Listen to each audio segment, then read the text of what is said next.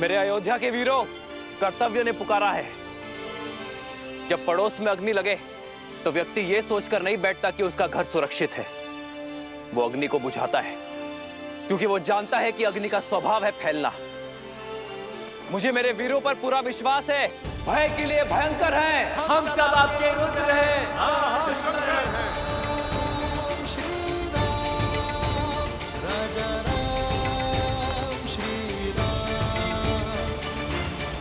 मित्र, ये मुख मोड़कर मत जाइए। वानर सेना ना सही प्रभु, हमें अपने साथ ले चलिए। जो हृदय में बसते हैं उनसे मुख नहीं मोड़ा जाता मित्र। मैं आपको छोड़कर नहीं जा रहा हूं, बल्कि आपके कंधों पर एक बहुत बड़ा उत्तरदायित्व देकर जा रहा हूं। जब मैं वहां युद्ध लड़ूंगा तब आप यहां अयोध्या का भार संभालेंगे, और जब आपके प्रस्थान करने का समय आ जाएगा हम युद्ध से लौटकर आ चुके होंगे।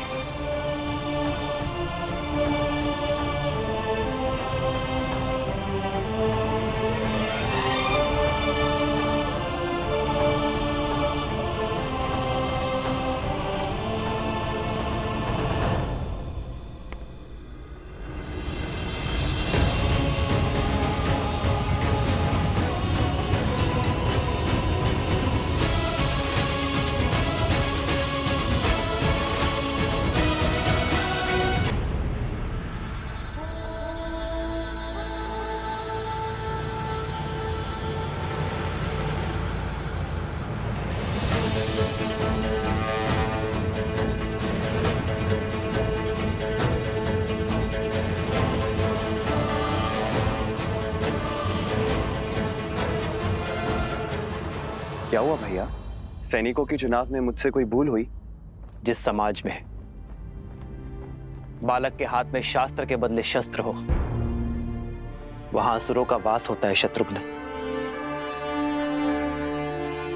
जीवन भर राष्ट्र सेवा का भार उठाने वाले वृद्ध समाज सेवा पाने के अधिकारी हैं, और जो युवा अभी अभी विवाह के बंधन में बंधे हैं वो भी युद्ध में जाने के योग्य नहीं है। प्रभु, ना मैं बालक हूं, ना मैं वृद्ध हूं, और ना विवाहित। फिर मुझसे राष्ट्र सेवा का सुख क्यों छीन रहे हैं आप? क्योंकि तुम अयोध्या के सैनिक नहीं हो।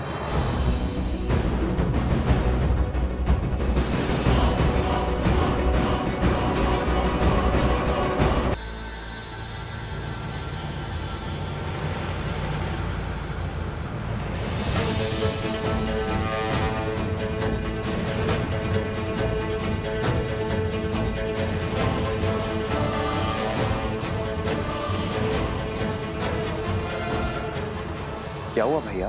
सैनिकों के चुनाव में मुझसे कोई भूल हुई? जिस समाज में बालक के हाथ में शास्त्र के बदले शस्त्र हो, वहां असुरों का वास होता है शत्रुघ्न। जीवन भर राष्ट्र सेवा का भार उठाने वाले वृद्ध समाज सेवा पाने के अधिकारी हैं, और जो युवा अभी अभी विवाह के बंधन में बंधे हैं वो भी युद्ध में जाने के योग्य नहीं है। प्रभु, ना मैं बालक हूं, ना मैं वृद्ध हूं, और ना आप विवाहित। फिर मुझसे राष्ट्र सेवा का सुख क्यों छीन रहे हैं आप? क्योंकि तुम अयोध्या के सैनिक नहीं हो।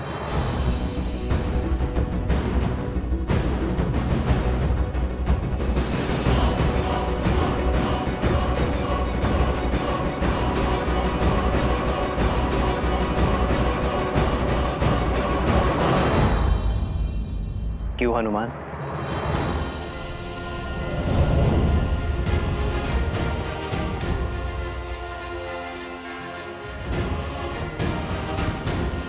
प्रभु, प्रभु, प्रभु, मैं अयोध्या का सैनिक नहीं हूं, इसलिए आप मुझे छोड़ के जा रहे हैं। फिर आपने लक्ष्मण भैया को साथ जाने का अवसर क्यों दिया? क्योंकि लक्ष्मण अयोध्या का राजपुत्र है हनुमान, और राज्य सेवक भी। उसका कर्तव्य उसे इस युद्ध के योग्य बनाता है। मेरे वानर वीर तो यहाँ अतिथि हैं। लक्ष्मण भैया राज सेवक हैं तो जा सकते हैं, और मैं तो स्वयं राजा राम का सेवक हूँ प्रभु, उसका क्या?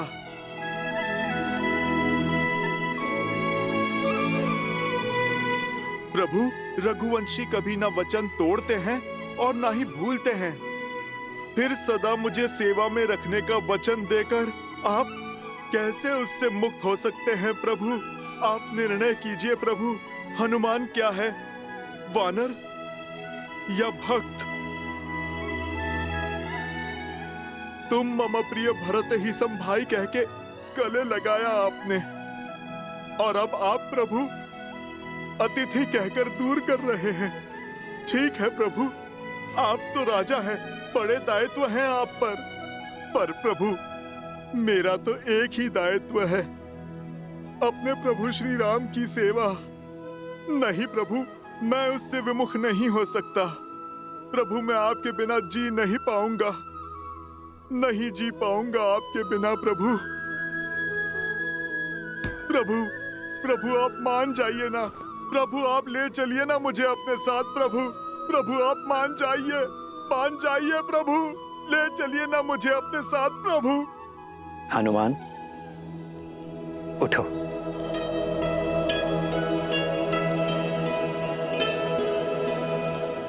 तुम जीत गए हनुमान, मैं हार गया।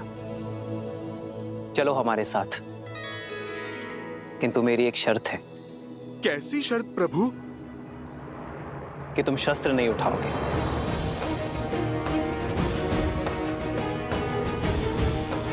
तुम्हारी हट मेरे साथ चलने की थी, वो पूरी हुई, किंतु युद्ध में चाहे जैसी भी स्थिति हो, तुम अस्त्र शस्त्र का उपयोग नहीं करोगे। स्वीकार है प्रभु, स्वीकार है।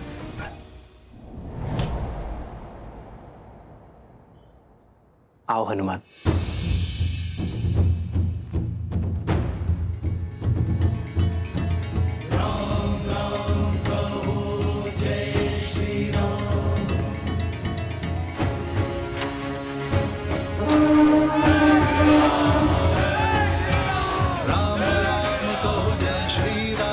दशरथ नंदन राजा राम, राम नाम भजते हनुमान, अवध बिहारी राजा राम।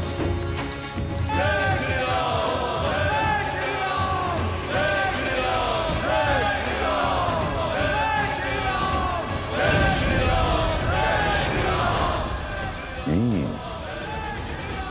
राम सत्य में युद्ध पर स्वयं छा रहा है। जय श्री राम।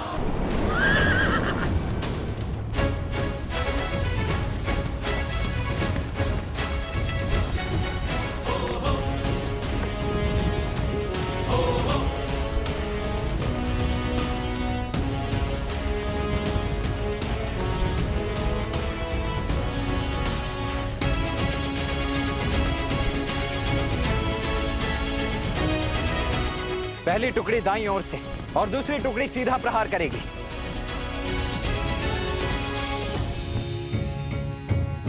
सारथी, रोको।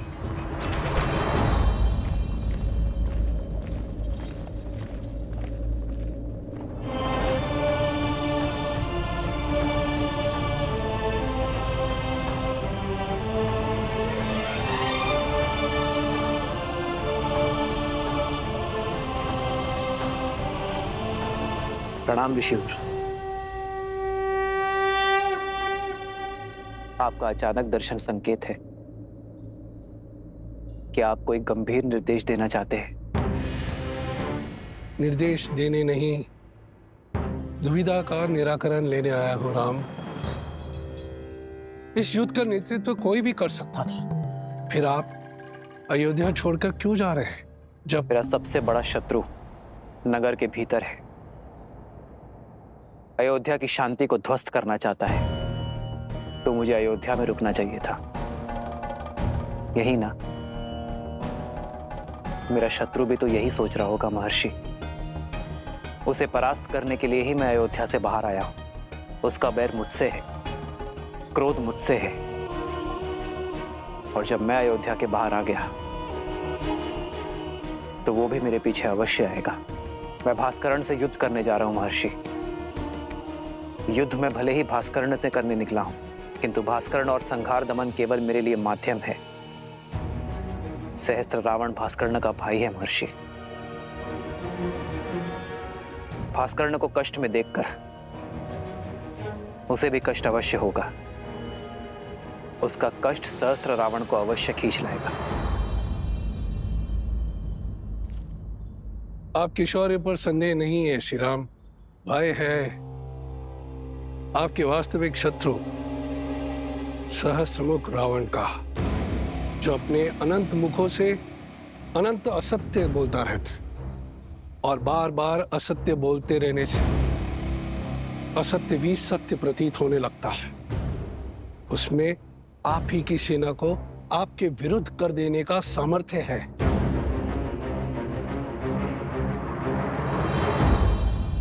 इसीलिए तो सहस्त्र रावण को अयोध्या से दूर खींच लाऊंगा मैं। उसे अकेले ही ललकारूंगा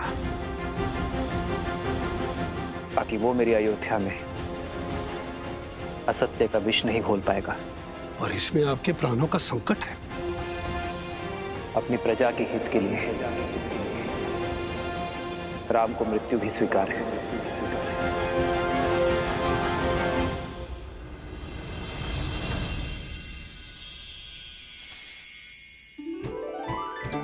स्मरण है दीदी, माता स्वयं अपने हाथों से तिलकूट बनाया करती थी और हम रसोई घर की ओर देखा करते थे कि कब तिलकुट बनकर तैयार हो जाएगा।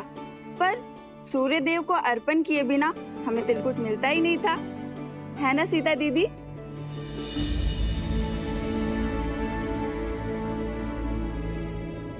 कहाँ खो गई दीदी?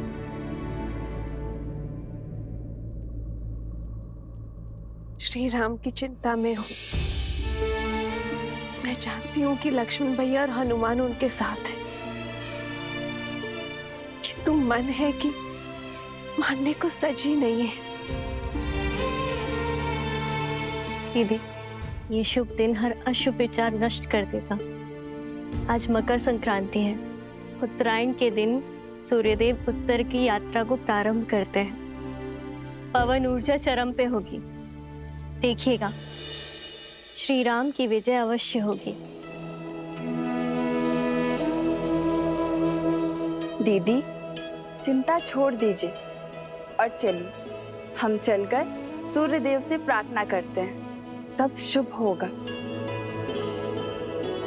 आइए।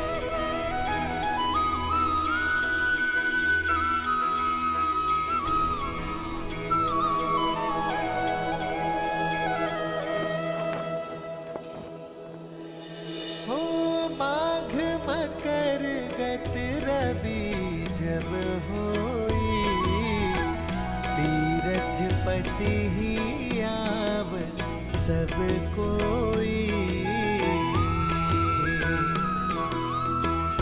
देव धनुज किन्नर नर श्रेणी, सादर मजही सकल त्रिवेणी।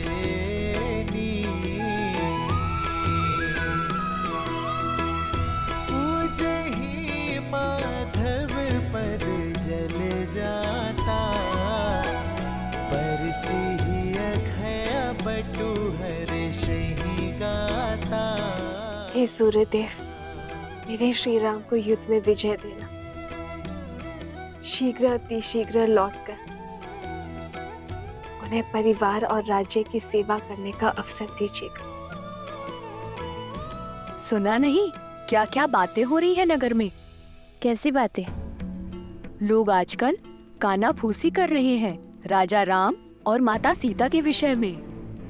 हाँ, मेरे पति ने भी मुझे राजमहल की सेवा छोड़ने के लिए निर्देश दे दिया है। क्यों, ऐसा क्या हुआ? क्या बातें कर रहे हैं आप लोग? बोलो, क्या बोल रही थी तुम? जी, वो मेरे पति दूसरी पत्नी लाना चाहते हैं और जब मैंने विरोध किया और श्री राम के एक पत्नी व्रत होने पर दुहाई दी, तब उन्होंने क्रोधित होकर कहा कि राजाओं का क्या, वैसे भी श्री राम के प्रेम के आगे उनको कुछ गलत नहीं लगता। वो तो कुछ भी नीति बना सकते हैं। उनको कौन है कहने वाला। सामर्थ्य को दोष और स्वर्ण को दाग नहीं लगता। पर हमें राजाओं की चाल पर नहीं चलना। और कहा कि महल के वातावरण से मेरा मन दूषित हो जाएगा। कैसा दाग और किस पर लगा है? वो तो नहीं बताया। आने दो श्री राम जी को। जब ये प्रश्न राजसभा में सबके सामने पूछा जाएगा तब हर रहस्य से आवरण हटाना ही पड़ेगा। मांडवी, श्रुतकीर्ति,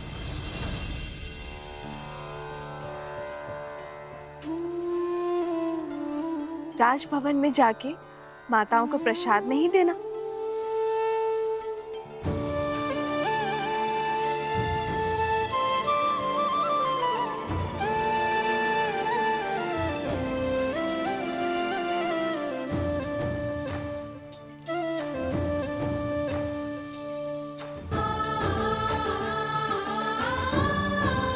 कितनी शुद्ध और सरल है देवी सीता। इनके बारे में कोई इतना ओछा कैसे बोल सकता है?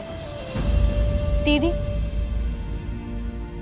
किसी दासी का पति राजमहल के वातावरण के बारे में आपत्तिजनक बातें फैला रहा है। राजा और रानी के विषय में शंका पनपना उचित नहीं है।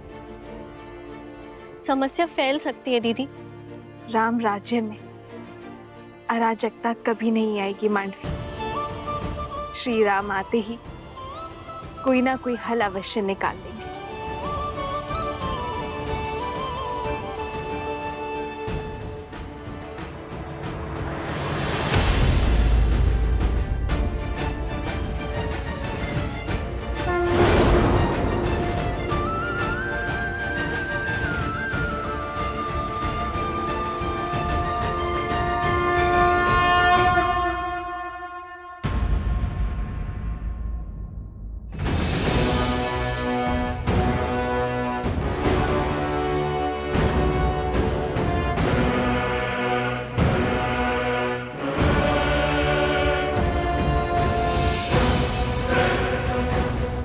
भास्करण, आक्रमण से पूर्व अवसर दे रहा हूं।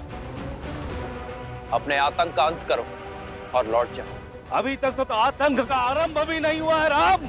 और जहां तक रही अंत की बात, यदि मैं समय रहते लंका पहुंच गया होता तो युद्ध का अंत कुछ और ही होता। वही तुम्हारे रक्त से सागर को रंग देता। जो काम तब न हुआ वो अब होगा। इस रणभूमि में मैं तुम्हारा वध करके रावण के मृत्यु का प्रतिशोध लूंगा और तब होगा न्याय। प्रतिशोध से न्याय नहीं मिलता भास्कर्ण। प्रतिशोध केवल स्वयं को जलाता है। लौट जाओ। स्वयं के बल पर बड़ा अभिमान है ना तुम्हें राम। समाप्त होगा तुम भी और तुम्हारा अभिमान भी। भास्करण का तेज और संघर दमन का दमन तुम्हें सेना समेत ध्वस्त कर देंगे।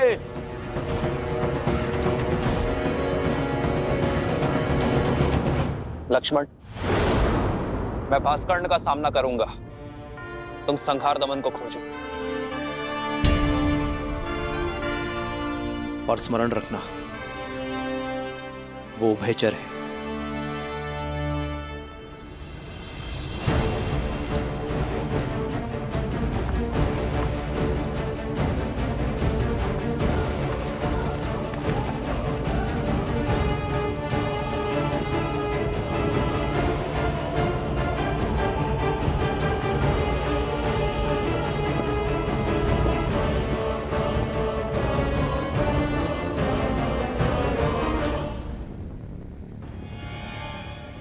भास्करण का पुत्र संहार दमन, जिसमें सहस्त्रों बैलों का बल है, जिसके सानिध्य में आठों दिशाएं, सागर का बवंडर और चक्रवात है। साथ ही वो उभयचर भी है, जो जितनी सरलता से थल पर रह सकता है उतनी ही सहजता से जल में भी जी सकता है।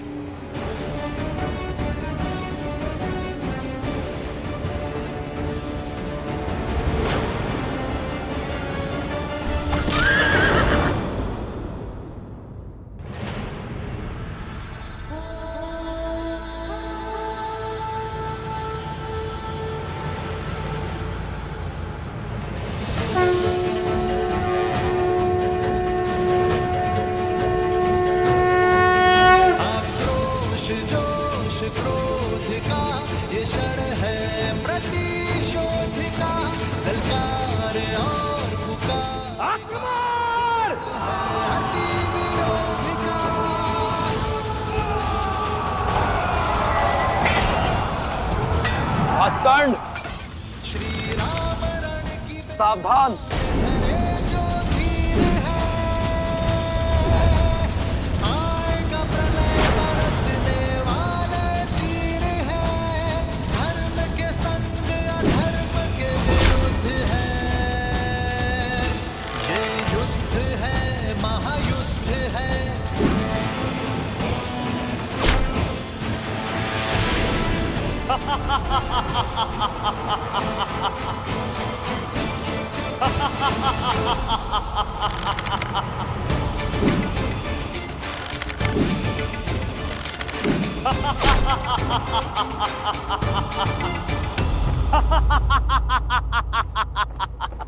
बस राम, बाण क्या, ब्रह्मास्त्र चला दो।